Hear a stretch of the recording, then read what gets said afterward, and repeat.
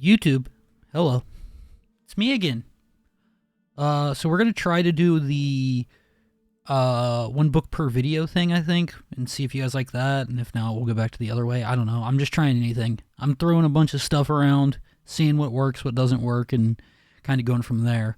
So yeah, if you're interested in the lore and the backstory, you'll get a lot of it in these smaller videos where I just read individual books, or maybe if it's like a series of books altogether, I'll do the entire series back to back to back. So if that's something that interests you, like the video, subscribe to the channel, comment down below, all that good stuff, blah, blah, blah, yada, yada, YouTube words. With that out of the way, let's get into Alessia Otis's Guide to CHEYDINHAL. RK, bless my body and soul.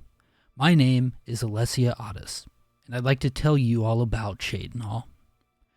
The first impression of the visitor to CHEYDINHAL is of broad green parklands, graceful willows along the banks of the Corbolo, neatly groomed gardens and flowering shrubs.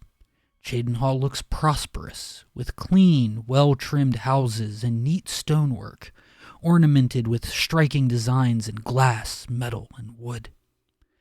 But what lurks beneath this pleasing appearance? Crime, scandal, corruption. CHEYDINHAL is divided into 3 districts. To the north, on a hill, is the courtyard and inner keep of Castle CHEYDINHAL.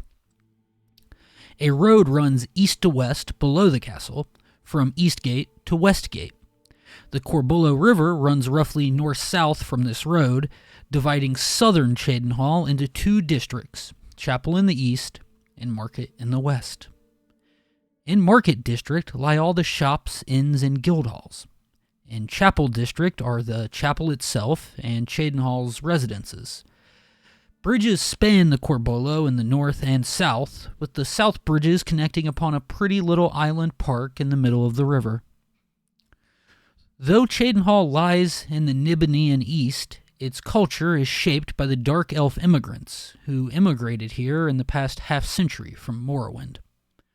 Many of these immigrants were fleeing Morrowind's rigid society and heathen temple theocracy. In Cyrodiil, they hoped to find the stimulating commercial atmosphere inspired by Zenithar's patronage. One of these immigrants is now Count CHEYDINHAL. Andel Indaris was of House Halalu in Morrowind, but he came to CHEYDINHAL searching for greater opportunity. His sudden rise into the highest ranks of Cyrodiilic nobility is hard to explain, and most old families of Cyrodiil rightly regard him as a presumptuous upstart. However, the discovery of the Count's wife, Lady Lathasa Indaris, badly battered and dead at the foot of the county hall stairs, immediately attracted scandal, and rumors of the Count's dissipation, rages, and infidelities suggest a darker mystery behind her death. The Chapel of RK in CHEYDINHAL is poorly attended. The Count sets a poor example. He never sets foot inside the chapel. But perhaps it is from fear of divine judgment that he avoids placing himself under the eyes of the 9. CHEYDINHAL's primate, priest, and healer are goodly people and staunch professors of the faith, but the most honored and respected of the chapel's clerics is Arundel, the living saint of RK, a tireless crusader against the wicked practice of necromantic sorcery in the Mages Guild and the Imperial Battle College. Both of CHEYDINHAL's inns appear respectable from the outside, but the Newlands Inn is owned by a wicked, profane dark elf ruffian, and the CHEYDINHAL Bridge Inn is owned by a dignified, devout imperial matron, so I am sure you know which place will serve you good, reasonable food, and which will provide you with a safe, clean bed where you are unlikely to be murdered for your purse. The owner-proprietor of CHEYDINHAL's bookstore is Mak Na, an Argonian and a ruder, more disagreeable creature I have never met. Nonetheless, her selection of books is excellent and her price is reasonable. The poorest of Cheydinhal's residences are bright and clean, with well-groomed grounds, and the citizens think it no inconvenience when you step in to admire their furniture and appointments, provided you do this at a decent hour. However, be warned.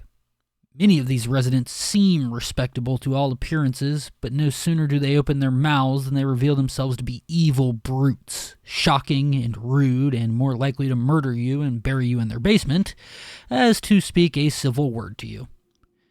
That many of these rough, unpleasant people are orcs should be no surprise to you. Okay, book, I also know an orc racist. However, you will not wish to miss the house of Cheydinhal's most notable citizen, the celebrated painter Writhe Lythandus. He is often hard at work in his studio, and not to be disturbed, but his wife is gracious and hospitable, and may be persuaded to show you those of his paintings which hang on his own walls. Follow the 9 to glory. I hope you enjoyed this reading. Like, comment, subscribe. And until next time, I love you, YouTube. Bye-bye.